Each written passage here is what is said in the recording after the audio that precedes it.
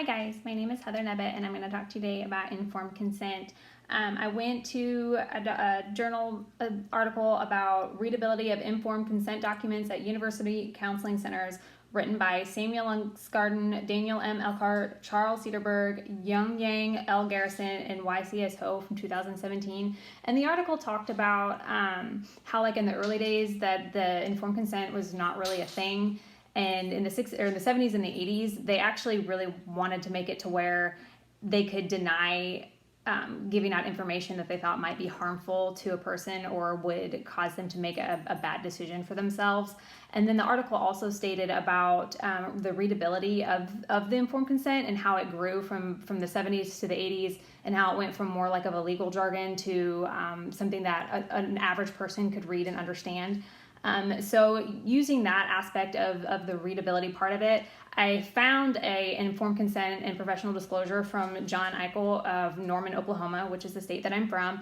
And it was a really good consent authorization that I thought. It broke it down by like description of, it says description of services, confidentiality, protected health. And then it was just a short little blurb of describing what that meant. And it was something that 90% of the people are going to be able to understand. The purpose of an informed consent is to have it to where the person, the client, the patient can go back and review what we're talking about, what their rights are as the patient, as the client, what they can go back and if they have questions, they can refer to this. It is signed during the intake in front of the counselors so that both parties are fully understand what is expected on both sides, that the patient and the client fully understands what their rights are and how they are protected, because sometimes you go in there with some really confidential information and you want to make sure that stuff stays confidential.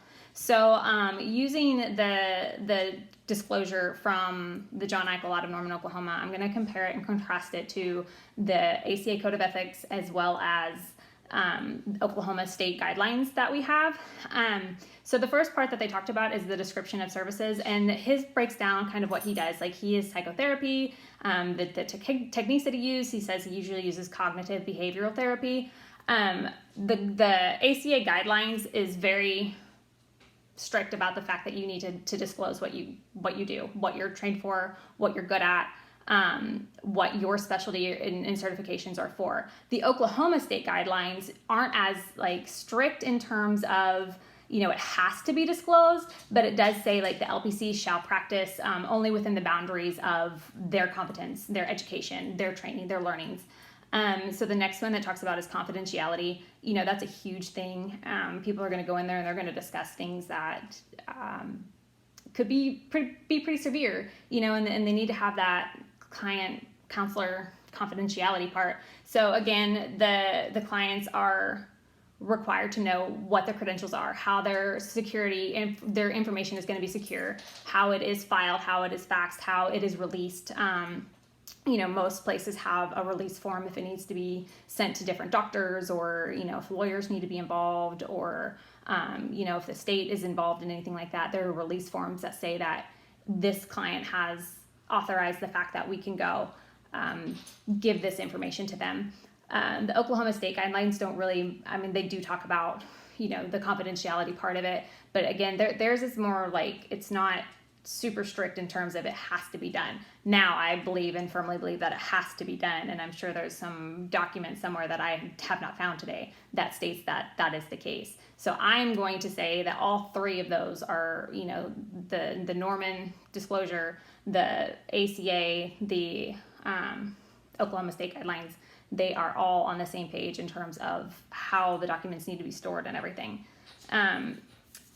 The other stuff, protected health information, we have legal fees is another big one. Back in the 80s and 70s and 80s, that was the main reason to have the disclosures, or was so that they could basically make sure they were getting paid. And so all of your fees need to be covered and paid for, all of your, and that is stated upfront how it is going to be. So in your disclosure, it talks about the fact that you have everything that needs to be covered: your fees, the type of counseling that you're receiving, the credentials that you're receiving, how your information is going to be stored, all of that.